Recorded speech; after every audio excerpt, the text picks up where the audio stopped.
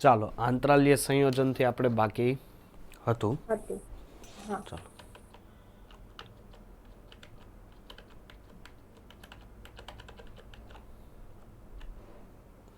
ચાલો હવે જો આંતરાલીય સંયોજન એટલે શું કહેવાય. હવે આપણી પાસે અહીંયા ધ્યાન આપજો. આપણી પાસે આ એક પાત્રમાં ડી વિભાગના તત્વો ગોઠવા છે. કયા ગોઠવા છે મેં? ડી વિભાગના તત્વો. અહીંયા આ રીતના ડી વિભાગના તત્વો છે. એટલે મીન્સ કે તત્વના અણુઓ છે આ રીતના ગોઠવાયેલા છે.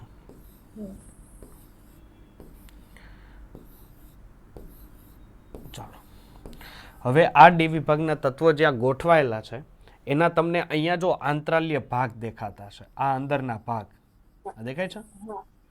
બે અણુઓ વચ્ચેના અથવા ચાર અણુઓ વચ્ચેના જે આંતરાલ્ય ભાગ છે આ આંતરાલ્ય ભાગની અંદર જ્યારે હાઇડ્રોજન, કાર્બન, નાઇટ્રોજન બરોબર છે આવા કમ્પાઉન્ડ આવીને જો ત્યાં બેસી જાય બરોબર છે ડી વિભાગના તત્વોની જે જગ્યાઓ છે આંતરાલ્ય ભાગ છે ત્યાં આવીને બેસી જાય ત્યારે બનતા સંયોજનને આંતરાલીય સંયોજન કહેવાય.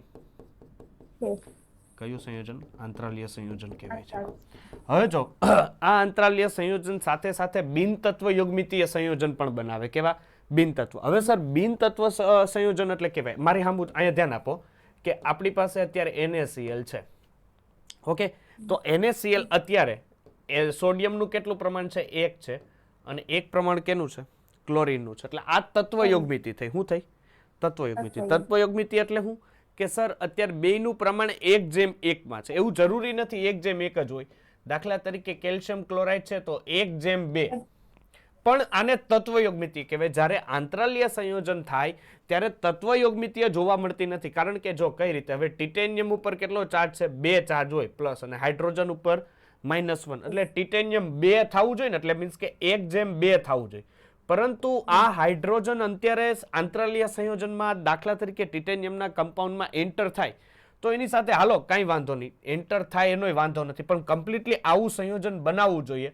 પણ એ બિન તત્વયુગ્મિતીય સંયોજન થઈને 1.7 સમથિંગ, એટલે કે આ કંઈક આ પ્રકારેનું સંયોજન બનાવે છે. આ પ્રકારના સંયોજનને શું કહેવાય સર? બિન તત્વયુગ્મિતીય સંયોજન કહેવાય છે.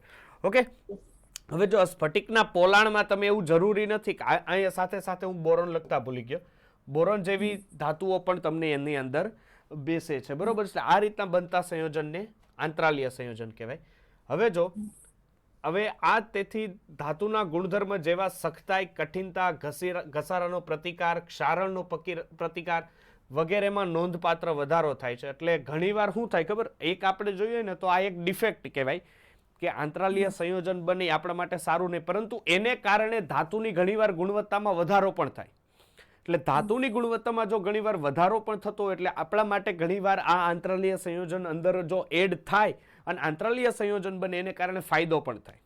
હવે શું છે કે અહીંયા જે છે તમે જો નોર્મલી કોઈ ધાતુ હોય ને એનું તમે આંતરાલીય સંયોજન વાળી ધાતુ હોય એટલે કે જે જનક ધાતુ છે એની કરતાની સખ્તાઈ અને મજબૂતાઈ ઘણીવાર વધી જાય બરોબર છે. એના ગલન બિંદુ ને ઉત્કલન બિંદુ છે તો એ પણ ઘણીવાર વધી જાય. બીજી વસ્તુ સર એની વાહકતામાં કોઈ ચેન્જીસ થતો નથી, એ વાહક પદાર્થો જ બને છે. ચાલો નેક્સ્ટ છે, હવે છે આપણી પાસે સંકીર્ણ સંયોજન. તો આ જે સંકીર્ણ સંયોજન કેમ બને એ આપણે કોઓર્ડિનેશનમાં ભણવાના જ છે, એટલે હું અહીંયા નથી લેતો બરોબર છે. સંકીર્ણ સંયોજન આપણને ખબર છે. સંકીર્ણ સંયોજન કેમ બને સર? સંકીર્ણ સંયોજન બને ધાતુ અને લિગેન્ડ વચ્ચેનો બોન્ડ બને ત્યારે. ઓકે, હું લિગેન્ડ શું છે, ધાતુ કઈ ધાતુ વચ્ચે સંકીર્ણ સંયોજન બને, કેવી રીતે બને, એ બધી માહિતી હું તમને કોઓર્ડિનેશનમાં આપવાનો છું, એટલે અહીંયા હું એને કઈ લેતો નથી. ચાલો, મિશ્ર ધાતુ. મિશ્ર ધાતુ એટલે સર બે કે તેથી વધારે ધાતુઓને જ્યારે ભેગી કરવામાં આવે યોગ્ય પ્રમાણમાં અને બનતા મિશ્રણને એને મિશ્ર ધાતુ કહેવાય છે. આ મિશ્ર ધાતુ માટે 3 મહત્વની બાબત લખવામાં આવે તો 3 મહત્વની બાબત અહીંયા જ છે, બાકી બધું તો ઠીક. શું ધાતુ છે કે જ્યાં તમે બે મિશ્ર ધાતુ તમે ભેગી કરો છો, આ એ ધાતુ છે અને આ બી ધાતુ છે, આ બે ધાતુને તમે ભેગી કરો એટલે બેયની ત્રિજ્યા વચ્ચે 15% થી ઓછો તફાવત હોવો જોઈએ. કેટલો તફાવત હોવો જોઈએ? ઓછો તફાવત હોવો જોઈએ. બીજી વસ્તુ કે જે તમે બે ધાતુ ભેગી કરો છો તેના રાસાયણિક ગુણધર્મો અને ઉપયોગો અને તેની સંયોજકતા સમાન હોવી જોઈએ. ઓકે. અને બીજી વસ્તુ કે આ જે બે મિશ્ર ધાતુ ભેગો કરો છો એનું સ્ફટિક બંધારણ સમાન હોવું જોઈએ. સ્ફટિક બંધારણ એટલે જો બીસીસી માં છે તો પેલું બી બીસીસી માં હોવું જોઈએ, એફસીસી માં છે તો એફસીસી માં હોવું જોઈએ, બરોબર છે. એચસીપી માં બંધારણ છે તો આ બી એફસીસી માં બંધારણ હોવું જોઈએ. ડન. ચલો 3 મુદ્દા છે. પછી શું કહે છે કે હવે 22 કેરેટ સોનું છે તો એને ઘરેણા મિશ્ર ધાતુનું ઉત્તમ ઉદાહરણ છે કે ભાઈ ગોલ્ડ અને કોપરની મિશ્ર ધાતુ, જેમાં ગોલ્ડની ત્રિજ્યા કેટલી છે 134 છે, કોપરની કેટલી છે 136. પરમાણ્વીય ત્રિજ્યામાં 14.5% જેટલો તફાવત છે. યસ. અને બે કેમાં છે સર? સીસીપી રચના ધરાવે છે. એટલે સારામાં સારું મિશ્ર ધાતુ આ કહેવાય સોનું અને કોપર. ઓકે. 22 કેરેટ, કારણ કે 24 કેરેટ ના હોય ને, 24 કેરેટમાં તો ઓરિજિનલ ગોલ્ડ ખાલી જ હોય.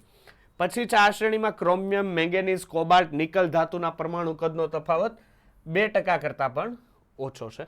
અને આપણને ખબર છે કે આવી રીતના જો મિશ્રણ થાય તો એને કારણે આટલી બધી તમને જો મિશ્ર ધાતુઓ આપણને આપેલી છે કે આ મિશ્ર ધાતુઓનો તમે ખાસ કરીને ઉપયોગ કરો. તો આ બધી મિશ્ર ધાતુ પર એક વાર નજર મારી લેવી. અને એમાંય ખાસ એક આના ઉપર ખાસ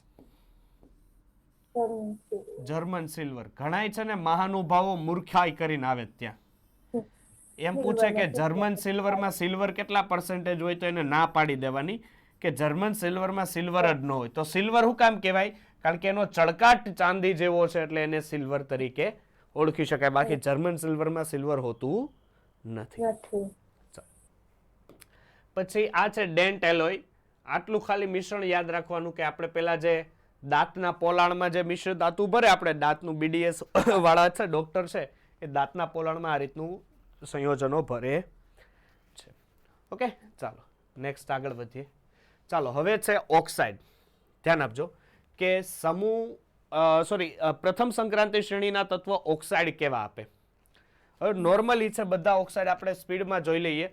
શું છે કે સર સ્કેન્ડિયમ થી મેંગેનીઝ તરફ જાઓ એટલે ઓક્સિડેશન અવસ્થામાં શું થાય દીકરા? વધારો થાય. સર આની અરાઉન્ડ તમે +1 ગણો તો મેંગેનીઝ ની +7 એટલે કોન્સ્ટન્ટ ઓક્સિડેશન આત્મા શું થાય? વધારો થાય છે. અને લગભગ આમ કરીએ તો એની સૌથી ઊંચી ઓક્સિડેશન અવસ્થા મોર સ્ટેબલ હોય. એટલે સ્કેન્ડિયમ થી તમે મેંગેનીઝ સુધી જાઓ ને મોટો ઓક્સાઇડ વધારે સ્ટેબલ ગણાય. હું કેવું મારું સાચું ખોટું? જો હવે મેંગેનીઝ બનાવે તો એ મેંગેનીઝ Mn2O7 પ્રકારનો ઓક્સાઇડ છે એ મોર સ્ટેબલ હશે. શું કેવું તમારું? સ્કેન્ડિયમ હોય તો સ્કેન્ડિયમમાં +1 હોય તો આવું થાય. ઓકે. હવે જો કારણ કે અહીંયા મેંગેનીઝની ઓક્સિડેશન અવસ્થા કેટલી થઈ? +7 થઈ. અહીંયા સ્કેન્ડિયમની ઓક્સિડેશન અવસ્થા કેટલી થઈ? +1 થઈ. અથવા +2 બી હોઈ શકે, એવું જરૂરી નથી. સ્કેન્ડિયમ ઓક્સાઇડ છે તો અહીંયા +2 પણ હોઈ શકે. પણ મેંગેનીઝ સુધી શું થાય કે સર એની મોટી ઓક્સિડેશન અવસ્થા ધરાવતા ઓક્સાઇડ ઇઝ મોર સ્ટેબલ. હવે જેવા તમે સમૂહ આપણે 26 માંથી આવો એટલે Fe2O3 આવો તો અહીંથી કઈ ઓક્સિડેશન અવસ્થા? સર એની નાની ઓક્સિડેશન અવસ્થા ધરાવતા, કેવી? નાની ઓક્સિડેશન અવસ્થા ધરાવતા તત્વો વધુ સ્થાયી છે. રેડી? ચાલો. અને સ્કેન્ડિયમ થી બધા એમો પ્રકારના ઓક્સાઇડ બનાવે જે આયનીય હોય છે. પછી ધાતુના ઓક્સિડેશન આંક વધતા ઓક્સાઇડનું આયનીય લક્ષણ ઘટે. હવે ધ્યાન આપજો, Mn2O7 છે લીલો તેલી પદાર્થ છે, જ્યારે ક્રોમિયમ ઓક્સાઇડ અને વેનેડિયમ ઓક્સાઇડ નીચા ગલન બિંદુ ધરાવે છે. હવે તમારી પાસે અહીંયા છે કે જો હવે આપણને એક વસ્તુ તમને ખબર છે કે અહીંયા એ લોકો એવું કહે છે કે Mn2O7, હવે હું તમને પૂછું મને જવાબ આપજો, Mn2O7 એસિડિક છે કે બેઝિક છે? Mn2O7 છે એસિડિક છે કે બેઝિક છે? કેમ નક્કી કરશો? જેટલી પણ દીકરા આવી રીતના ક્વેશ્ચન આવે મગજને દોડાવશો કે મગજને જેટલી શક્ય પરિસ્થિતિ એસિડ માટેની હોય એટલી વિચારવાની. શું શક્ય પરિસ્થિતિ છે વિચારો તો. સર એક તો પેલી વસ્તુ છે કે જો H+ ગુમાવે તો આમાં આવું લાગુ પડે? ન લાગુ પડે. બીજી વસ્તુ શું છે સર જો ઈ ઇલેક્ટ્રોન યુગ્મનું મેળવે તો લુઈસ એસિડ પ્રમાણે એસિડ કહેવાય ને, તો આમાં ઈ શક્ય નથી. સર હજી એક મારી પાસે છેલ્લી અવસ્થા છે, શું ખબર? એની ઓક્સિડેશન અવસ્થા. જેમ ઓક્સિડેશન અવસ્થા વધુ એમ એસિડિકતા વધુ. આની ઓક્સિડેશન અવસ્થા સર +7 છે. આવી મેં ક્યાંય જોઈ નથી આટલી ઊંચી ઓક્સિડેશન અવસ્થા. એટલે ઓબ્વિયસલી સર આ કયા સંયુક્ત તરીકે વર્તે? એસિડિક કમ્પાઉન્ડ તરીકે વર્તે. એટલે એસિડિક કમ્પાઉન્ડ સાથે HMnO4 તથા CrO3 પ્લસ H2CrO કે H2Cr2O7 આપે છે. હવે જો V2O3 છે, આ લોકો એવું કહે છે કે V2O3 છે એ બેઝિક છે, પછી V2O4 છે એ ઉભયગુણી છે, સોરી બેઝિક જ છે પણ ઓછું બેઝિક છે, જ્યારે V2O5 છે એ ઉભયગુણી છે. અહીંથી જ ખબર પડી જાય વેનેડિયમની ઓક્સિડેશન અવસ્થા કેટલી થાય, +3 થાય ને, કારણ કે ઓક્સિજનની -2 એવા 3 એટલે -6, -6 પેલી બાદ જાય +6 ડિવાઈડ બાય 2 +3, આની +4 અને +5. જોવો ધીરે ધીરે ઓક્સિડેશન અવસ્થા વધી એમ બેઝિક ગુણધર્મ ઘટ્યો. એટલે V2O3 છે કેવો છે, સૌથી વધારે બેઝિક છે. જો તમે V2O4 ને એસિડિક માં દ્રાવ્ય કરો એટલે VO2+ પ્રકારના ક્ષાર બનાવે છે, અને V2O5 ને એસિડિક માં દ્રાવ્ય કરો તો VO4+ પ્રકારના ક્ષાર બનાવે, અને બેઝ સાથે જો એસિડ સાથે આ પ્રકારનો ક્ષાર બનાવે અને બેઝ સાથે VO4-3 પ્રકારનો ક્ષાર બનાવે છે. રેડી? CrO બેઝ છે પરંતુ Cr2O3 ઉભયગુણી છે, એ જ ખબર પડી જાય. આ ખબર પડી આ લાઈન બોલ્યો હું કે CrO બેઝ છે અને C2O3 એ ઉભયગુણી છે, કારણ કે સર ઓબ્વિયસલી CrO માં ક્રોમિયમની ઓક્સિડેશન અવસ્થા +2, જ્યારે Cr2O3 માં +3 એટલે ઓક્સિડેશન અંકમાં વધારો, એટલે બેઝિક માંથી એસિડિક જવા તરફ જાય. ઓકે, ચાલો સરસ આગળ વધીએ.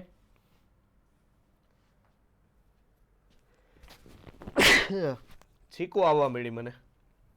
ચાલો આ જો કોષ્ટક જોઈ લ્યો તો બેઝિક, ઉભયગુણી અને એસિડિક. એસિડિકમાં તમને ડાયરેક્ટ ખબર પડી જશે સર, જેની ઓક્સિડેશન અવસ્થા વધારે હશે એ બધા એસિડિકમાં, બાકી બધા ઉભયગુણી, અને પછી જેની ઓક્સિડેશન અવસ્થા નીચે છે એ બધા બેઝિકમાં જશે. ચાલો હેલાઇડ છે.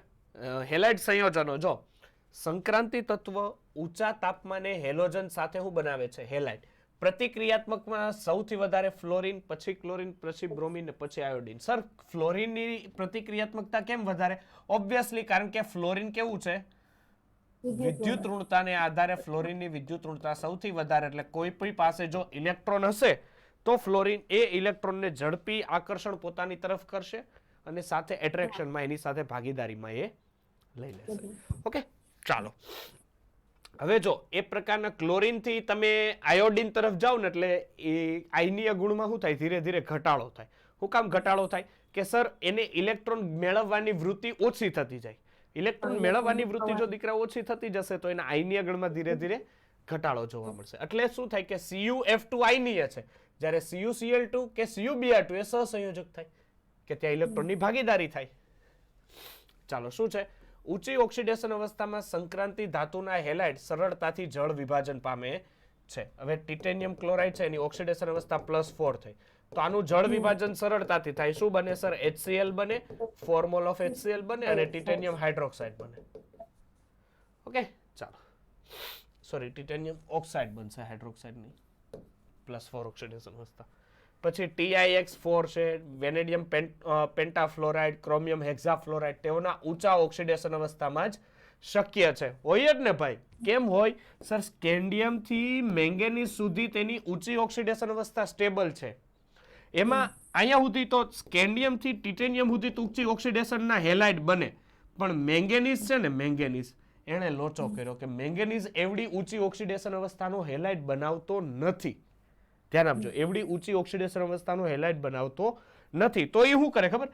મેંગેનીઝ ઓક્સોફ્લોરાઇડ બનાવે. શું બનાવે? ઓક્સોફ્લોરાઇડ. હવે અહીંયા જો મેંગેનીઝની ઓક્સિડેશન અવસ્થા +7 થઈ જાય. કેમ?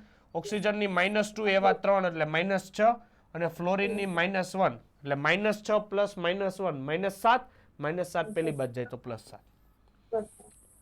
એટલે મેંગેનીઝની ઓક્સિડેશન અવસ્થા કેટલી થઈ? +7. પણ આવું કોણ કરી શકે? ફક્ત મેંગેનીઝ જ કરી શકે.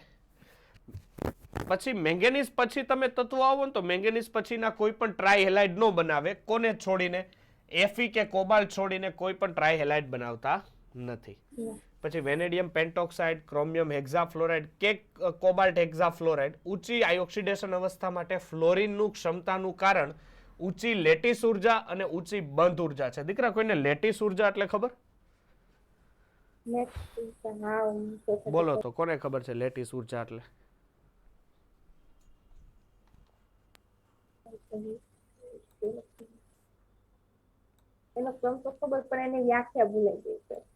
લેટિસ ઉર્જા એટલે આયનીય બંધની સ્ફટિક રચનાને તોડવા માટે આપવી પડતી ઉર્જા. હે ને? આ દાખલા તરીકે જો તમારી પાસે અહીંયા NaCl હોય, અત્યારે આયનીય બંધથી આવી સ્ફટિક જાળીદાર રચનામાં હોય ને,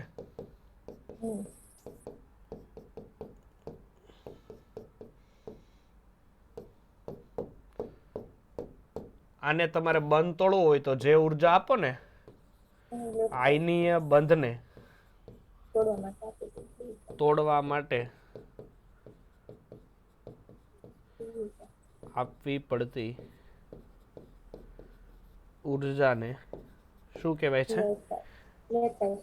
લેટિસ એન્થાલ્પી કહેવાય છે. જો વેનેડિયમનો પેન્ટા હેલાઇડ સ્થાયી છે, પેન્ટાફ્લોરાઇડ, અને જ્યારે તેના અન્ય પેન્ટા હેલાઇડ જળ વિભાજનથી VOX3 પ્રકારના હેલાઇડ આપે છે. ફ્લોરાઇડ તેમની નીચી ઓક્સિડેશન અવસ્થામાં કેવો છે? વધારે સ્થાયી છે, અને VX2 અને CuX માં લાગુ પડે છે. કમ્પાઉન્ડ જો કોપર છે એ +2 ઓક્સિડેશન અવસ્થામાંથી +1 ઓક્સિડેશન અવસ્થામાં ગયો. દેખાય છે? કોપર +2 માંથી +1 માં ગયો. આમ છતાં જલીય દ્રાવણમાં ઘણા Cu+ સંયોજનો અસ્થાયી હોય છે, અને વિષમીકરણ એટલે તો ખબર ને, જેની ઓક્સિડેશન આંકમાં વધારોય થાય અને જેની ઓક્સિડેશન આંકમાં ઘટાડો થાય. જો +1 માંથી +2 વધારો, +1 માંથી 0 એ ઘટાડો. ચાલો, હવે આ જે મોસ્ટ આઈએમપી છે જેમાંથી પ્રશ્ન સારા નીકળી શકે એવા છે પોટેશિયમ ડાઇક્રોમેટ K2Cr2O7. શું કરશો સર પોટેશિયમ ડાઇક્રોમેટ બનાવવા માટે? પહેલી વસ્તુ ક્રોમાઇટ ખનિજ લઈ. શું છે આપણી પાસે? FeCr2O4. એની પ્રક્રિયા નટુ કોથળી અને હવાની હાજરી એટલે કે ઓક્સિજનની હાજરીમાં પ્રક્રિયા કરીશ એટલે મને મળશે સોડિયમ ક્રોમેટ. શું મળશે? Sodium ક્રોમેટ with Fe2O3 + CO2. Okay, આને જો ધ્યાન આપજો, CrO4-2 હોય તો એને શું કહેવાય? ક્રોમેટ કહેવાય. શું કહેવાય? ક્રોમેટ કહેવાય. હવે તમારે તો ડાઇક્રોમેટ બનાવવાનું છે ને, પણ અહીંયા સોડિયમ ક્રોમેટ છે. આ સોડિયમ ક્રોમેટને હું H+ ની હાજરી આપી દઉં. કોની હાજરી આપી દઉં?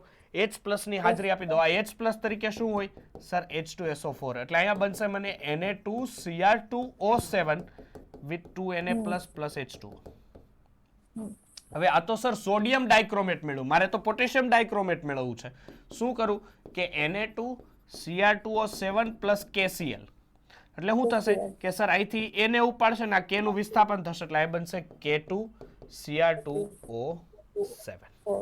રેડી? આ રીતના તમને ક્રોમાઇટ ખનિજ મળશે. હવે જો આ સોડિયમ ક્રોમાઇટ છે, સોડિયમ ક્રોમાઇટનો રંગ હોય પીળો, અને આ પોટેશિયમ ક્રોમાઇટ છે, પોટેશિયમ ડાઇક્રોમેટ, એનો રંગ હોય નારંગી. અહીંયા ક્રોમેટ છે અને Cr2O7-2 હોય તો આને કહેવાય ડાઇક્રોમેટ. શું કહેવાય? ડાઇક્રોમેટ. હવે ધ્યાન આપજો કે ક્રોમેટ અને ડાઇક્રોમેટ છે ને દીકરા, આંતર પરાવર્તનશીલ છે. શું છે? આંતર પરાવર્તનશીલ. હવે સર આંતર પરાવર્તનશીલ એટલે શું કહેવાય? અહીંયા ધ્યાન આપો. તમારી પાસે અહીંયા ક્રોમેટ છે, CrO4-2, એટલે આને શું કહેવાય? ક્રોમેટ. જો તમે એને એસિડિક માધ્યમમાં રાખો તો એ કન્વર્ટ થઈને ડાઇક્રોમેટમાં વહી જશે. કયું માધ્યમ રાખો? એસિડિક માધ્યમ રાખો તો એ કન્વર્ટ થઈને ડાઇક્રોમેટમાં જશે. હવે જો તમારી પાસે Cr2O7-2 એટલે કે ડાઇક્રોમેટ છે, અને જો એને બેઝિક માધ્યમ રાખશો તો એ કેમાં કન્વર્ટ થઈ જશે? ક્રોમેટમાં કન્વર્ટ થશે. એટલે આંતર પરાવર્તનશીલ કેવું કહેવાય કે તમારા દ્રાવણમાં, જે દ્રાવણમાં Cr2O7-2 કે CrO-2 એટલે કે ક્રોમેટ અથવા ડાઇક્રોમેટ છે, એ પાણીની pH અપડાઉન કરો ને એ ઉપરથી ખબર પડી જાય કે આમાં ક્રોમેટ છે કે ડાઇક્રોમેટ છે.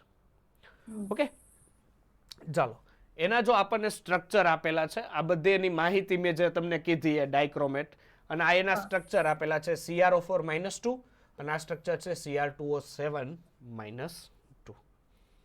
ચાલો, હવે આ રિએક્શન જો ખાસ આયા ધ્યાન આપજો. હું તમને આ એક રિએક્શન સમજાવું છું, બાકીની બધી તમારે જાતે જોવાની રહેશે. ઓકે, અહીંયા ધ્યાન આપો. Cr2O7-2 it's give Cr+3. Okay, ચાલો, આ રીતની રિએક્શન છે કાંઈક. હવે અહીંયા હું ઇલેક્ટ્રોન પછી છે ને જો આ રિએક્શનો બધી કેમ કેમ આવે ને તમારે જાતે ગોતી લેવાની. પહેલી વસ્તુ Cr2O7 -2 માં ક્રોમિયમની ઓક્સિડેશન અવસ્થા કેટલી? +6. રેડી ને 14 છે, 14 માંથી 2 જશે -12 -12 પેલી બાજુ જશે +12. તો આ Cr ની કેટલી? +3. હવે અહીંયા સમીકરણ સંતુલિત કરો તો હવે આની ઓક્સિડેશન અવસ્થા 6 થઈ જાય 2 ક્રોમિયમની. તો આની કેટલી થઈ જાય? 12. આ બાજુ ઓક્સિજન કેટલા છે? 7. તો સામે એટલા જ એના વિરુદ્ધ બાજુ H2O ઉમેરવા પડે. આ મેં રેડોક્સમાં શીખવાડેલું. ચાલો આ બાજુ 14 હાઇડ્રોજન થાય તો આટલા મારે 14 હાઇડ્રોજન આ બાજુ ઉમેરવા પડે 14H+. ચાલો હવે ઓક્સિજન અને હાઇડ્રોજન તત્વ અને બધું વસ્તુ સંતુલિત થઈ ગઈ. તો હવે બાકી સર શું છે? તો હવે વીજભાર બાકી છે. શું બાકી છે? વીજભાર. ચાલો વીજભાર આ બાજુ કેટલો છે? +6. આ બાજુ કેટલો છે સર? 14 પ્લસ છે અને 2 માઇનસ છે એટલે શું વધે? 12 પ્લસ વધે. હવે 12 પ્લસ માંથી 6 પ્લસ કરવા હોય તો હું અહીંયા 6 ઇલેક્ટ્રોન નાખી દઉં. 6 ઇલેક્ટ્રોન નાખી દઉં એટલે આ સંતુલિત થઈ ગયું. ચાલો હવે એ જ પ્રમાણે આયોડિન લઉં. ચાલો આયોડિન માંથી શું થાય છે સર? I2 બને છે. તો આ 2 કરું તો અહીંયા 6 ઇલેક્ટ્રોનનો ફેરફાર મારે કરવો હોય, બરોબર છે? એટલે હું આખું સમીકરણ જો આ તો મેં તમને અર્ધ સમીકરણ શીખવાડ્યું. હવે આખું સમીકરણ સંતુલિત કરતા હું શીખવાડી દઉં છું. આપણે રેડોક્સમાં ભણ્યા જ છે એટલે આપણા માટે કઈ નવી વસ્તુ નથી. Cr+3 + I2. ચાલો એટલે બાકીના સમીકરણ તમારે બધા એ રીતના યાદ રાખવાના થશે. ચાલો પેલી વસ્તુ ઓક્સિડેશન અવસ્થા અહીંયા કેટલી થાય? +12 થાય કારણ કે 2 વડે ગુણું તો આ કેટલી થઈ? +6 થઈ. અહીંયા શું થયું દીકરા? -1 માંથી 0. પણ અહીંયા 2 કરવું પડશે ને આપણે. આ 2 કરવું પડે ને કારણ કે -1 માંથી અહીંયા આપણે I2 છે. આ કેટલા થાય? -2 માંથી 0 થાય ને કે નો સમજાણું? ચાલો વધારો ઘટાડો સંતુલિત કરો. તો આનો 6 નો ઘટાડો છે. અહીંયા શું છે? 2 નો વધારો ઘટાડો સંતુલિત કરવા અને 3 વડે ગુણવા પડે. તો 3 વડે ગુણો તો Cr2O7 -2 + 3 sorry 6I- it's give 2Cr + 3 + 3I2 ને.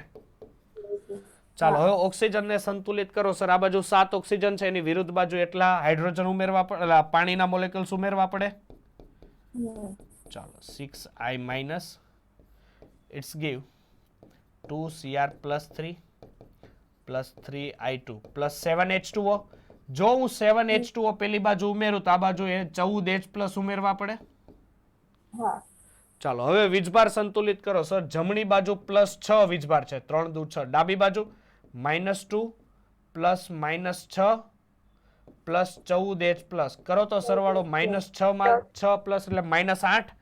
-8 + 14 એટલે કેટલા થયા? +6 થયા ને. બે બાજુ +6 વીજભાર થયા. સમીકરણ એકદમ સંતુલિત થયું. સમજાય છે કે નથી સમજાતું? કોઈને ડાઉટ?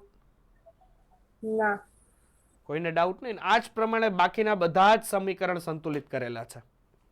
એક અહીંયા જોઈ લો કે જ્યારે K2SO Cr2O7 ની ઠંડા H2SO4 સાથે પ્રક્રિયા કરો એટલે CrO3 રેડ ક્રિસ્ટલ્સ આપશે વિથ K2SO4 and H2O. અને જો ગરમ H2SO4 હશે તો ક્રોમિયમનો સલ્ફેટ આવશે with K2SO4 H2O and O2. હવે આ એક જોજો ક્રોમાઇલ ક્લોરાઇડનું સર્જન. શું છે? ક્રોમાઇલ ક્લોરાઇડનું સર્જન કે Cr2O7 વિથ KCl અને H2SO4 જો કોન્સન્ટ્રેટ હશે તો CrO2Cl2. આનો ઉપયોગ તમે દીકરા ક્યાં કરો ક્રોમાઇલ ક્લોરાઇડનો? એના ઓલા ટોલ્યુઇન માંથી બેન્ઝોઇક એસિડ બનાવવામાં. બેન્ઝોઇક એસિડ નહીં, બેન્ઝાલ્ડિહાઇડ. હા બેન્ઝાલ્ડિહાઇડ. Benzaldehyde very good. ક્રોમાઇલ ક્લોરાઇડનો તમે ઉપયોગ કરો ટોલ્યુઇન માંથી. ઇટાડ પ્રક્રિયક કહેવાય ને. બેન્ઝાલ્ડિહાઇડ. યસ, ઇટાડ પ્રક્રિયક છે. આ કોણ છે? હા, ઇટાડ પ્રક્રિયક છે. CrO2Cl2. અને આ ક્રોમાઇલ ક્લોરાઇડની જો NaOH સાથે પ્રક્રિયા કરો તો ફરીથી શું મળે? સોડિયમ ક્રોમેટ અને NaCl અને H2O છૂટો પડે. એટલે જો તમને બનાવટ ન આવડતી હોય ને ક્રોમાઇટમાંથી પેલી બનાવટ ન આવડતી હોય તો શું કરાય ખબર છે? કે Cr2O7 Cl2 * NaOH લઈ લેવાય. એટલે શું મળી ગયું? સોડિયમ ક્રોમેટ. સોડિયમ ક્રોમેટની એસિડ પ્રક્રિયા કરી નાખો એટલે સોડિયમ ડાયક્રોમેટ. પછી એની KCl સાથે કરી નાખો એટલે પોટેશિયમ ડાયક્રોમેટ તમને અહીંયાથી મળી જાય. ચાલો, બીજી છે ક્રોમાઇલ ક્લોરાઇડનું સર્જન. તો આપણે આ જોઈ લીધું. હવે છે એના ઉપયોગો. ચાલો, ઉપયોગો ઉપર એક નજર મારી લો. ચાલો, એટલે K2Cr2O7 સુધીનું જોઈ લો, પછી હું પોટેશિયમ પરમેંગેનેટ તરફ લઈ જાઉં.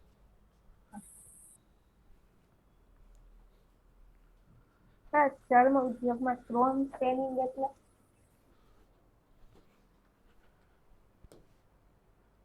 ચર્મમાં જો ક્રોમ ટેનિંગ એટલે શું થશે ખબર છે? ચર્મ ઉદ્યોગમાં કે એના ઉપર છે ને એક પાતળી પરત ચડાવવામાં આવે, બરોબર છે, જેને કારણે પેલું જે ચામડું છે ને એને નુકસાન ન થાય. એટલે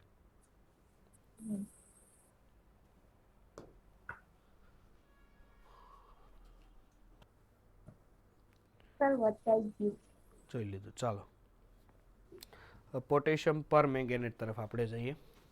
સેમ આમાં તમારે શું કરવાનું છે? પોટેશિયમ નાઇટ્રેટની પ્રક્રિયા કરો, જેવા ઓક્સિડેશન કરતાની હાજરીમાં કરશો કે MnO2 લ્યો, એની KOH અને હવાની હાજરી એટલે કે ઓક્સિજન સાથે પ્રક્રિયા કરશો તો પોટેશિયમ મેંગેનેટ મળશે. શું મળશે? મેંગેનેટ. કારણ કે MnO4 માઇનસ હોય તો આને મેંગેનેટ કહેવાય.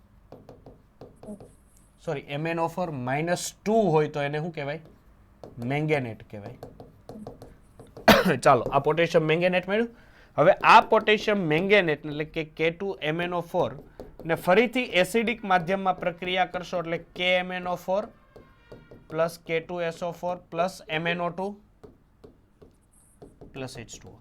એટલે અહીંયા બનશે KMnO4 ને KMnO4 માં MnO4 માઇનસ હોય અને MnO4 માઇનસ હોય તો આને કહેવાય પર મેંગેનેટ. શું કહેવાય? પર મેંગેનેટ.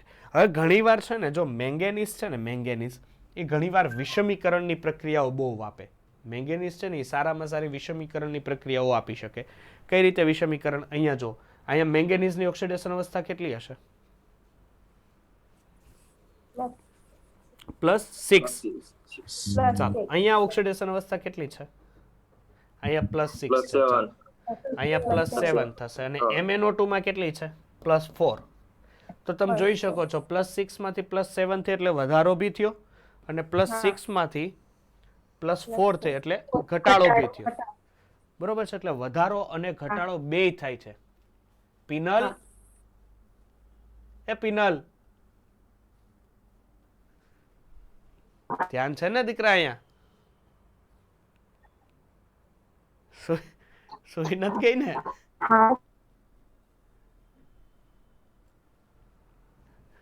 ચાલો, સોરી, અહીંયા બાકી છે. હવે જો MnO4 -2 છે એ અનુચુંબકીય છે અને MnO4 માઇનસ છે એ પ્રતિચુંબકીય છે. ઓબ્વિયસલી ખબર પડે કે MnO4 -2 માં મેંગેનીઝની ઓક્સિડેશન અવસ્થા કેટલી છે? +6 છે. હવે ઇલેક્ટ્રોન રચના શું હોય? આર્ગોન 3d5 હોય.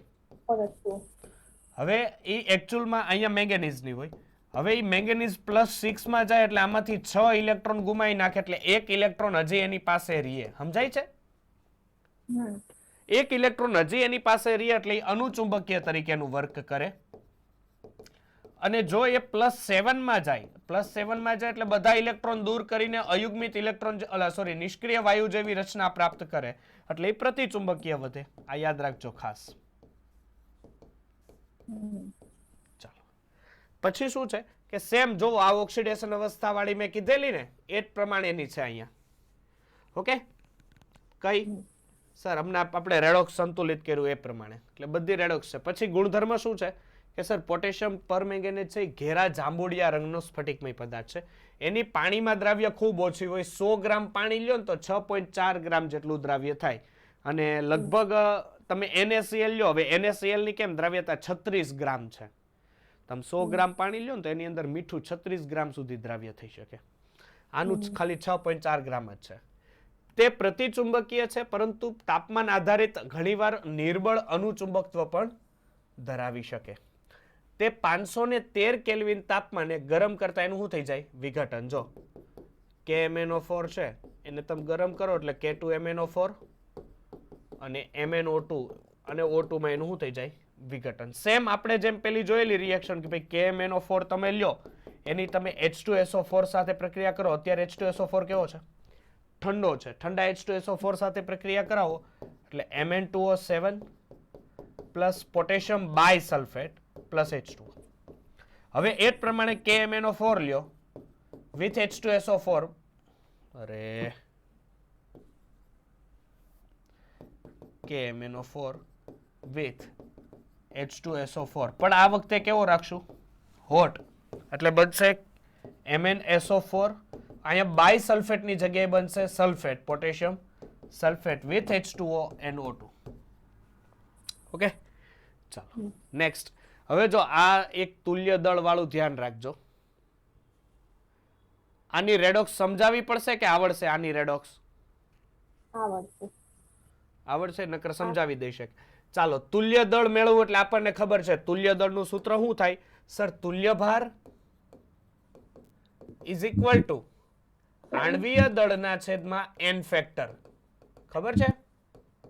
તો આ સમીકરણ માટે n ફેક્ટર કેટલો થયો સર? 5 ઇલેક્ટ્રોન નો થયો, એટલે છેદમાં 5 એટલે 31.6. ઓકે, આ એના બધા રેડોક્સ સમીકરણો છે કે MnO4 માઇનસ માંથી શું થાય છે સર? Mn+2 બને છે, I માઇનસ માંથી I2 બને છે. અહીંયા MnO4 માઇનસ છે, Fe+2 માંથી Fe+3 બને છે, C2O4 માઇનસ છે એટલે ઓક્ઝેલેટ માંથી કાર્બન ડાયોક્સાઇડ બને છે, સલ્ફાઇડ માંથી સલ્ફર બને છે, સલ્ફાઇટ માંથી સલ્ફેટ બને છે, NO2 માઇનસ માંથી NO3 માઇનસ બને છે. બરોબર, એટલે આ બધી રિએક્શનો આ રીતની તમને નીચે આપેલી છે. એ જ પ્રમાણે તટસ્થ અને નિર્બળ બેઝિક માધ્યમ હોય. બેઝિક માધ્યમ એટલે H+ ની જગ્યાએ ખાલી શું આવશે? OH માઇનસ આવશે. ઓકે, બાકી બધી વસ્તુ સેમ. અહીંયા જો n ફેક્ટર કેટલો છે? 3 છે. ચાલો, એના ઉપયોગો છે. હવે આ રિએક્શનો છે ને બધી એક્સ્ટ્રા રિએક્શનો છે જેની તમારે જરૂરિયાત હોય, ટાઈમ હોય તો અડવાની, બાકી કોઈ અડવાની જરૂરિયાત નથી. એમાં ખાસ કરીને એમ્સના ક્વેશ્ચન હતા, એમાં આ રિએક્શનો કદાચ 1-2 આવી હતી, બાકી કઈ જરૂરિયાત છે નહીં આની. ઓકે, ચાલો. પછી છે F વિભાગના તત્વ. તો હવે F વિભાગની જે બે તત્વ શ્રેણીઓ હોય આપણને ખબર છે સર, લેન્થેનોઇડ શ્રેણી અને એક્ટિનોઇડ શ્રેણી. ચાલો, લેન્થેનોઇડ શ્રેણીમાં છે આપણે એની સામાન્ય ઇલેક્ટ્રોન રચના છે ઝેનોન થી ચાલુ થાય, કારણ કે ઝેનોનમાં કેટલા ઇલેક્ટ્રોન હોય ભાઈ? ઝેનોનમાં કેટલા ઇલેક્ટ્રોન હોય?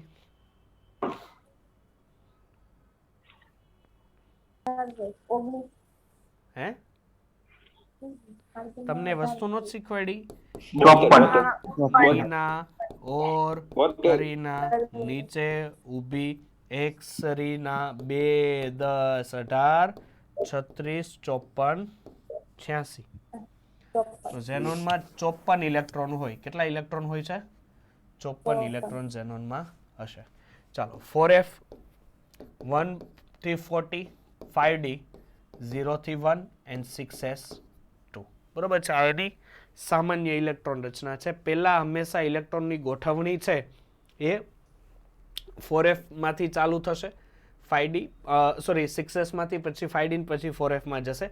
હંમેશા નીચા શક્તિ સ્તર પહેલા ભરાય. જો અહીંયા તમને ઇલેક્ટ્રોન રચના આપેલી છે, હું અહીંયા સમજાવું તમને ઇલેક્ટ્રોન રચના વિશેની વધારે માહિતી. ચાલો, સરસ. આ રીતના આપણે ગોઠવાઈ દીધું છે. ઇલેક્ટ્રોન રચનાઓ જોવો, અહીંયા ધ્યાન આપો. પેલું શું છે સર? લ્યુટેશિયમ, લેન્થેનમ છે. 57 પરમાણ્વીય ક્રમાંક. 56 કેમાં વહી ગયા? 54 કેમાં વહી ગયા? ઝેનોનમાં વહી ગયા. 3 ઇલેક્ટ્રોન વધ્યા. પહેલા 6s2 માં જાય, પછી 5d1 માં જાય. ચાલો, પછી છે સીરિયમ, 58 પરમાણ્વીય ક્રમાંક, 6s2 અપવાદ વાળી. જો આટલી જ છે, હું લાઈન કરું ને એ જ 3 જ તત્વ છે જેમાં 5d માં એક જાય અને પછી 4f માં જાય. એવા 3 જ છે સીરિયમ. પછી છે પ્રોસિડિયમ, F4F30 6 પછી 4f4 6s2, 4f5 6s2, 4f6 6s2, 4f7 6s2 અને ગેડોલિનિયમ છે. જો ધ્યાન આપજો, ગેડોલિનિયમમાં શું થાય ખબર? ગેડોલિનિયમમાં એકચ્યુઅલમાં ઇલેક્ટ્રોન રચના શું થવી જોઈએ એની સર? ઝેનોન 4f8 6s2 આવું થવું જોઈએ. પણ આ શું કરે? સર એક બનાવવાની કોશિશ કરે 4f7 કારણ કે f ની અંદર 7 પેટા કક્ષકો હોય ખબર છે હા 1 2 3 4 5 6 અને 7 એટલે હવે 8 હોય એની જગ્યાએ શું કરે કે એક ઇલેક્ટ્રોન દૂર કરે પેલામાં શું થતું તું મેળવતું તું કેમ કોપરમાં મેળવી હા એટલે આ શું કરે કે જે એક ઇલેક્ટ્રોન વધ્યો ને હવે 6 ને s કક્ષકને તો જાય નહીં તો કઈ કક્ષકને આપે કે એની બાજુમાં કઈ કક્ષક સર ખાલી પડી હશે સર એની બાજુમાં ખાલી પડી હશે ડી કક્ષક તો 5d કક્ષકને એક ઇલેક્ટ્રોન પકડાઈ દે 5d1 પછી જેમ જેમ નીચે આવો તો પાછું એવો લોચો જોવો અહીંયા મળે લ્યુટેશિયમમાં એ શું હોય ખરેખર ઇલેક્ટ્રોન હવે 5d માં એક છેલ્લો રહ્યો છે 5d1 માં તો એક છેલ્લો ત્યાં જશે હવે એની ઓક્સિડેશન અવસ્થા લેન્થેનોઇડ તત્વની સામાન્ય ઓક્સિડેશન અવસ્થા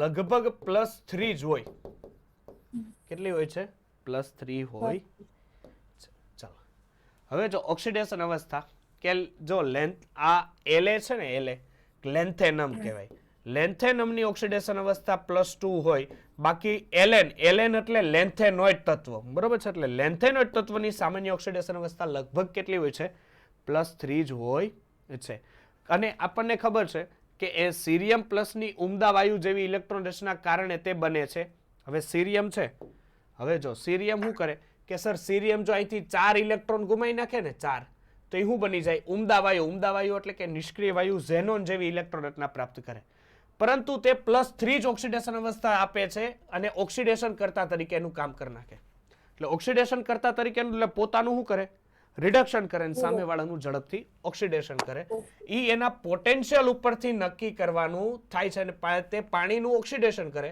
જો કે આ બધી પ્રક્રિયાના વેગ કેવા હોય છે ધીમા હોય છે એટલે સીરિયમ +3 એક સારો પ્રક્રિયક તરીકે વર્તે છે ત્યારબાદ પ્રોમિથિયમ છે નિયોડિયમ છે ટર્બિયમ છે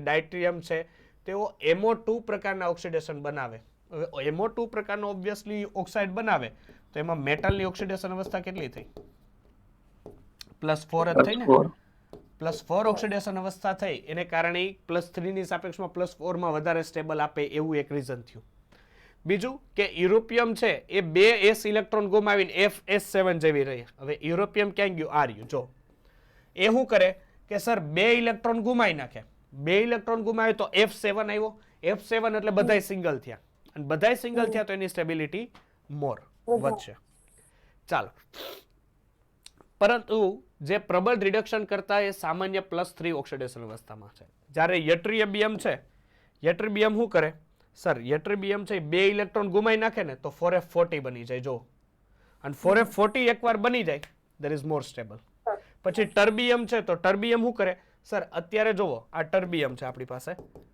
ઝેનોન 4f9 6s2 છે હવે હું મારે આને 7 કરવા હોય તો હું 4 ઇલેક્ટ્રોન દૂર કરી નાખું જો ટર્બિયમમાંથી 4 ઇલેક્ટ્રોન હું દૂર કરી નાખું ને ટર્બિયમમાંથી તો નવી ઇલેક્ટ્રોન રચના બને 4f7 4s6s0 that's why sir f કક્ષકમાં 7 અયુગ્મિત ઇલેક્ટ્રોન થયા અને 7 અયુગ્મિત ઇલેક્ટ્રોન થાય એનો મીનિંગ એની સ્ટેબિલિટી વધારે આપણે કેમ ડી માં કીધું તો એ જ પ્રમાણે f માં 0 હોય ત્યારે સૌથી વધારે સ્ટેબલ 7 હોય ત્યારે સૌથી વધારે સ્ટેબલ અને 14 હોય ત્યારે સૌથી વધારે સ્ટેબલ હોય છે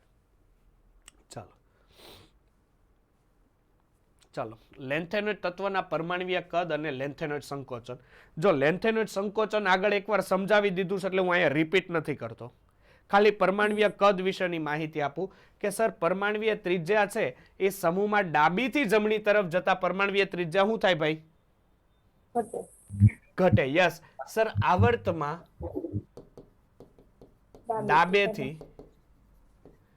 જમણે જતા પરમાણ્વીય કદ ઘટે છે અને જો પરમાણ્વીય કદ ઘટે તો તેની પરમાણ્વીય ત્રિજ્યા પણ ઘટે છે તેની પરમાણ્વીય ત્રિજ્યામાં પણ ઘટાડો બાકીનું જે લેન્થેનોઇડ સંકોચન છે તો લેન્થેનોઇડ સંકોચન છે મેં આગળ સમજાવી દીધું છે એટલે હું રિપીટ નહીં કરું પછી અમુક એના સામાન્ય ગુણધર્મ છે એ જોઈ લો કે બધા જ લેન્થેનોઇડ છે ચાંદી જેવી નરમ ધાતુ છે કેવી છે ચાંદી જેવી નરમ ધાતુ છે એટલે હવે ચાંદી કેમ ઘણીવાર ઝાંખી પડે તો એવી રીતના લેન્થેનોઇડ તત્વને તમે હવામાં રાખો તો ઘણીવાર એ ઝાંખા પડવાના ગુણધર્મને આકર્ષે છે પરમાણ્વીય ક્રમાંક વધવાને સાથે એની કઠિનતા વધે છે. સમેરિયમ છે એ સ્ટીલ જેવી કઠિન છે. તે ઉષ્મા અને વિદ્યુતના સુવાહક છે. બીજું કે લગભગ એનો ગલનબિંદુનો વિસ્તાર 1000 થી 1200 કેલ્વિન, એટલે લગભગ એ ઝડપથી પીગળે નહીં. કયા? એફ બ્લોકના તત્વ ઝડપથી પીગળતા નથી. એમાંય સમેરિયમ જે છે એનું ગલનબિંદુ તો 1623 કેલ્વિન છે. કેટલું છે? 1623 કેલ્વિન. લેન્થેનોઇડ તત્વ +3 ઓક્સિડેશન અવસ્થામાં અને જલીય દ્રાવણમાં રંગીન હોય છે. આ રંગ F ઇલેક્ટ્રોનની હાજરીને કારણે થાય છે. મેં તમને આગળ રંગ ભણાવ્યા ત્યારે પણ એક વસ્તુ મેં નોટ ડાઉન કરવાની કીધી હતી. કોઈ પણ સંયોજન રંગ ક્યારે આપે કે જો એની પાસે અયુગ્મિત ઇલેક્ટ્રોન હોય તો જ, બાકી આપે નહીં. જેમ કે Cu+ છે એ રંગ નો આપે કોઈ દી, કારણ કે Cu+1 કરો એટલે ઇલેક્ટ્રોન રચના શું બને? Argon 3d10 4s0. જો Cu+2 માં હોય તો જ રંગ આપે, જેને CuSO4 કયો છો, મોર થૂથુ, કોપર સલ્ફેટ. ઓબ્વિયસલી મોર થૂથુ જેવો રંગ આપે છે. તો કોઈ પણ સંયોજન છે એ રંગ આપવાનું રીઝન ક્યારે બની શકે? જો તમારી પાસે અયુગ્મિત ઇલેક્ટ્રોન હોય તો જ, બાકી કોઈ એવી શંકા નથી કે તે તમને રંગ આપશે. No doubt. હવે એ પણ મારી વાત સાંભળજો કે તમારો મગજ અહીંથી છે ને દોડવો જ જોઈએ. શું કામ દોડવો જોઈએ ખબર છે? કે સર તમે એવું કહેતા હોય તો આપણી પાસે એક વસ્તુ છે MnO4-. રેડી? MnO4- છે, મેંગેનીઝની ઓક્સિડેશન અવસ્થા +7 છે. કેટલી છે? +7. હવે +7 છે તો સર મેંગેનીઝે તો બધા ઇલેક્ટ્રોન દૂર કરી નાખ્યા. સમજાય છે? મેંગેનીઝે બધા ઇલેક્ટ્રોન, સર છતાંય આનો રંગ ઘેરો જાંબલી કેમ? આવો પ્રશ્ન તમને ઉદ્ભવ્યો? એનું મેઇન રીઝન જો તમને કોઈ પૂછે ને તો એને એમ કહી દેવાનું કે ભાઈ એનો રંગ આવવાનું મેઇન રીઝન છે કે લિગેન્ડ જે પ્રબળતાથી મેંગેનીઝ ઉપર એટેક કરે છે ને એટલે ત્યાંથી કોઈ ઉર્જા ઉત્પન્ન કરે છે, અને આ જે ઉર્જા ઉત્પન્ન કરે છે એ ઉર્જા કોઈ ચોક્કસ તરંગલંબાઈની હોવાથી તેને રંગ મળે છે. એને અયુગ્મિત ઇલેક્ટ્રોન સાથે કોઈ લેવા દેવા નથી. પડશે સમજ? એટલે આવી વસ્તુ છે ને તમારે જે ઇનઓર્ગેનિક કમ્પાઉન્ડ હશે ને, ઇનઓર્ગેનિકમાં તમારે જાતે મગજને ઘસવાનો રહેશે અને ચોપડી, બીજી કોઈ વસ્તુ નહીં. ચાલો, હવે F0 હોય તો ઓબ્વિયસલી એની અંદર કોઈ રંગ નહીં હોય, અથવા F40 હોય તો એની અંદર કોઈ રંગ હશે નહીં. એટલે આ અનુચુંબકીય હોય છે અને નિયોડિયમ છે મહત્તમ અનુચુંબકીય. મહત્તમ અનુચુંબક તો ક્યારે લાગે? કે જ્યારે એની પાસે અયુગ્મિત ઇલેક્ટ્રોનની સંખ્યા સૌથી વધારે હોય. વધુ તેમ તે મહત્તમ અનુચુંબકીય હશે. ત્યારે તે મહત્તમ અનુચુંબકીય હશે. હવે જો લેન્થેનોઇડની પ્રથમ આયનીકરણ એન્થાલ્પી લગભગ 600 કિલોજૂલ છે. બીજી આયનીકરણ એન્થાલ્પી લગભગ 1200, એટલે તમે સમજો ને કે લગભગ 2 ગણી થઈ ગઈ કે નહીં? તો આટલું બધું થવાનું કારણ શું? કોઈ કહી શકે? કે હવે આયનીકરણ એન્થાલ્પી નો ડાઉટ 100 હોય તો એમાંથી 120 થાય, 130 થાય, પણ લગભગ 2 ગણી વધવી તો એ મારા કઈ પેટમાં વાત હજમ ન થઈ. મને કઈક હજમ કરાવે એવી વાત કયો ને. લેન્થેનોઇડ સંકોચન ને તો આની એરે કોઈ લેવા દેવા લગભગ તો નહીં હોય. એટલે સર એમાં શું થાય ખબર સર? હા બોલો. એમાં સર સ્થાયી ઇલેક્ટ્રોન રચના મેળવી લે છે લેન્થેનોઇડ. થાય એવું બધામાં થોડી સ્થાયી મેળવવાની. F7 હોય તો સ્થાયી થાય, F40 હોય તો થાય. એ તો 2 માં જ થાય છે ને, 2 કે 3 માં. આ તો બધાયમાં એવું થાય કે પ્રથમ આયનીકરણ એન્થાલ્પી કરતા દ્વિતીય આયનીકરણ એન્થાલ્પી હારી થપ્પો. વિનિમય ઉર્જાના લીધે. વિનિમય ઉર્જા? વિનિમય ઉર્જા તો ન લાગુ પડે ને.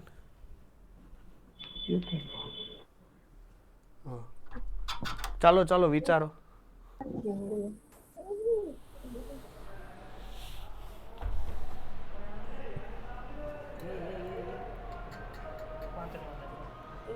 ચાલો કયો મને.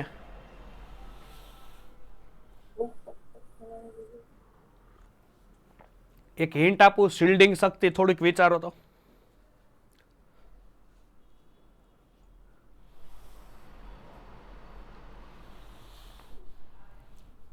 થોડુંક વિચારો મારે, કારણ કે આનો જવાબ જોઈએ.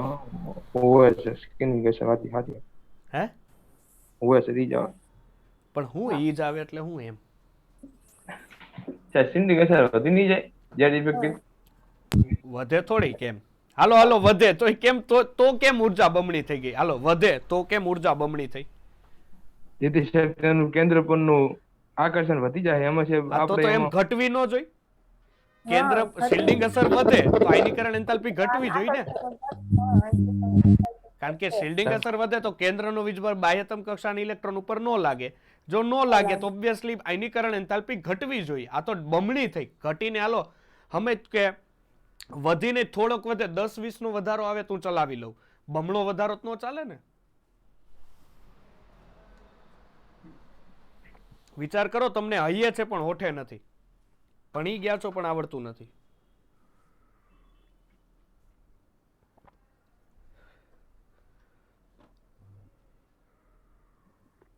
ઇલેક્ટ્રોન બધા પાસે પાસે હોય એટલે અપાકર્ષણ નહીં, થાય. પાસે પાસે ક્યાંથી હોવાના દીકરા? એના કદ સૌથી મોટા હોય કારણ કે આવર્ત 6 અને 7મા આવર્તના તત્વો છે. સમજ ને? નીચે તરફ જતા પરમાણુય કદ વધે નહીં. હા હા. ઇલેક્ટ્રોન પાસે હોવાની ગણતરી તમારે સમૂહના 17મો સમૂહ હોય ને ત્યાં લેવાનું થાય કારણ કે અહીંયા સૌથી નાનું કદ હોય. ચાલો હવે તમારો મગજ વધારે નહીં ખાવું. અહીંયા કહી દઉં કે સર આમાં દરેક વખતે પેલા F કક્ષક ભરાય છે. સમજાય છે? ડી કક્ષક પછી ભરાય છે લેન્થેનોઇડમાં. યાદ કરો, પેલા કઈ ભરાય, પછી કઈ ભરાય, ડી ભરાય.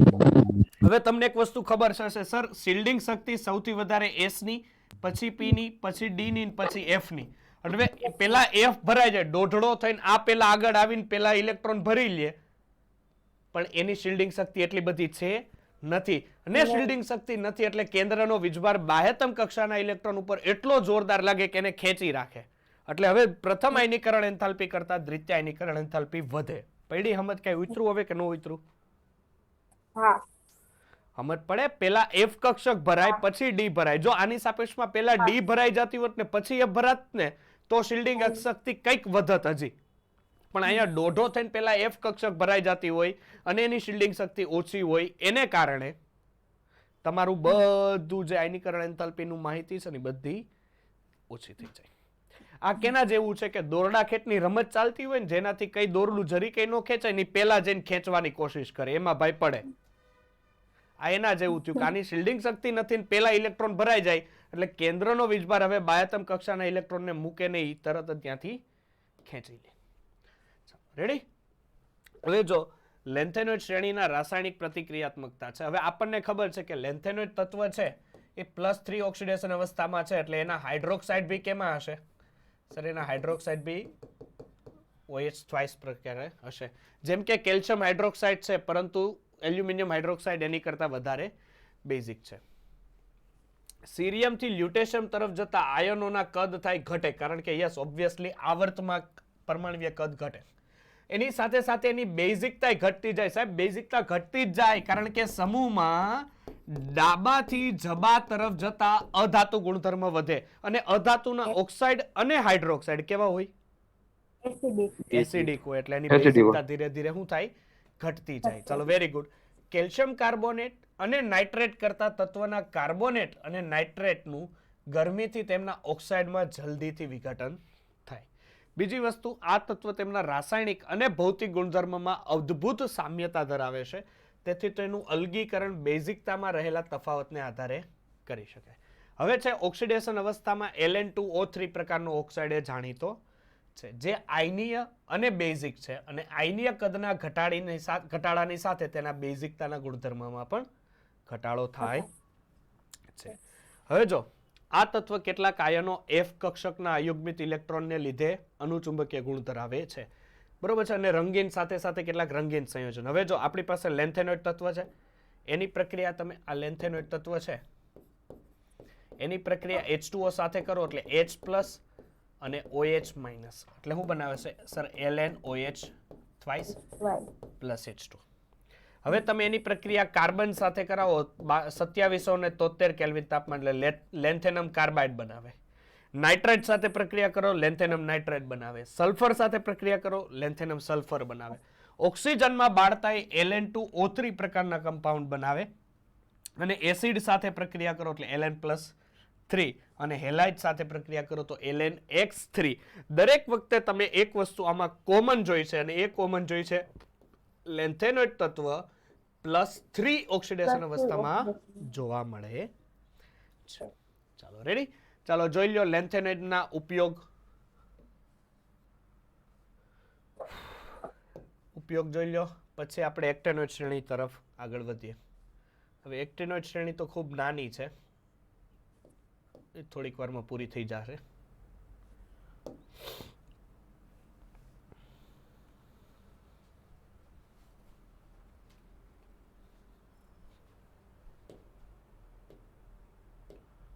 લાઇટરની પથરી કેવી હોય? શું? લાઇટરની પથરી ઉપયોગમાં લઈ. એક મિનિટ.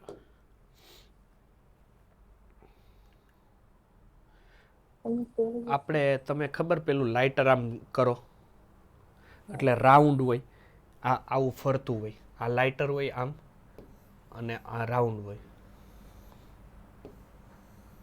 ખબર છે? આમ ફેરવો તમે, અહીંયા જે પ્લેટ આવે ને જેની હારે આ રાઉન્ડ ઘસાય, આ જે હોય ને આ જો આવું ખાવું હશે, આવું ખાવા વાળું, ખબર છે? આમ તમે આમ ફેરવો લાઇટરને એટલે આ જે પથરી હોય ને જેની સાથે એનું ઘર્ષણ થાય એ લેન્થેનોઇડ લાઇટરની પથરીની બનાવટમાં થાય. અને ટેલિવિઝનના પડદામાં સંદીપક. ક્યાં? ટેલિવિઝનના પડદામાં સંદીપક. ફોસ્ફોરસ. આપણે ખબર છે પ્રસ્ફુરણ પડદો હોય, તમને ખબર હોય તો એટોમિક સ્ટ્રક્ચરમાં મેં કીધું હતું કે જ્યારે કેથોડ કિરણો પ્રસ્ફુરણ પડદા ઉપર થાય એટલે ઝબકારો થાય, એ જે પ્લેટ બને ને ફોસ્ફરસની એ સંદીપક તરીકે.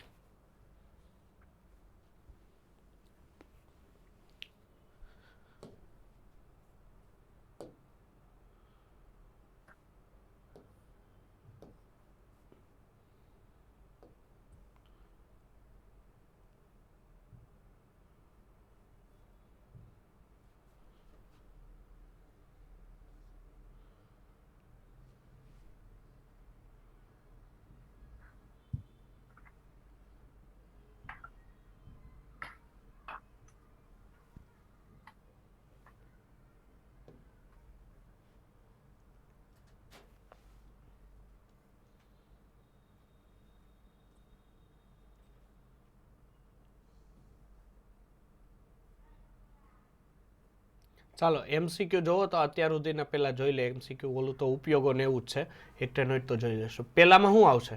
નીચેના પૈકી ક્યુ પ્રથમ સંક્રાંતિ શ્રેણીનું તત્વ નથી? સિલ્વર. ચાલો સિલ્વર. બીજામાં નીચેના પૈકી કયો વિકલ્પ લાક્ષણિક સંક્રાંતિ ધાતુનું તત્વનું ઉદાહરણ નથી? ચોથું. કારણ કે સંક્રાંતિ ધાતુ હોવાની પહેલી શરત શું હોય છે કે એની પાસે ડી માં અયુગ્મિત ઇલેક્ટ્રોન હોવા જોઈએ. હવે જ્યાં ઝિંક આવે એ જ આવે ને, કારણ કે ઝિંક, કેડમિયમ ને મર્ક્યુરી એક જ સમૂહના તત્વ, સમૂહ 12 ના તત્વ છે. ત્રણેય પાસે ડી માં અયુગ્મિત ઇલેક્ટ્રોન નથી એટલે સંક્રાંતિ. ચાલો ત્રીજો પ્રશ્ન. સમૂહ 12 ના ધાતુ આયનો ડી કક્ષક સંપૂર્ણ ભરાયેલ હોય છે, તેથી તે સંક્રાંતિ ધાતુ તરીકે વર્તતા નથી. ચાલો ગેડોલિનિયમની હમણાં જ જોઈ આપણે ઇલેક્ટ્રોન રચના. શું આવશે? યસ. ગેડોલિનિયમનો પરમાણુ ક્રમાંક કેટલો થાય?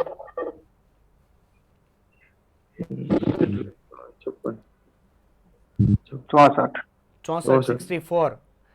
એકચ્યુઅલમાં 4d8 માંથી પેલામાં જશે એટલે આન્સર બી. ચાલો દ્વિતીય સંક્રાંતિ શ્રેણીનું પેલેડિયમ છે ની ઇલેક્ટ્રોન રચના શું થશે? પહેલી વસ્તુ તો પેલેડિયમ છે એટલે ક્રિપ્ટોન આવે, ઝેનોન નો આવે, હે ને? દ્વિતીય સંક્રાંતિ શ્રેણી છે એટલે ચાલો સર એ તો ફાઇનલ થઈ ગયું. હવે પેલેડિયમ છે, શું કરશો? ચાલો પેલેડિયમ ક્યાં આવે ખબર છે કઈ? પરમાણુ ક્રમાંક એનો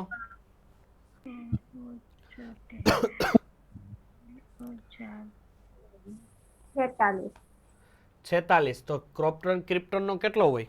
36. ગોઠવો ઇલેક્ટ્રોન રચના કઈ રીતના થશે?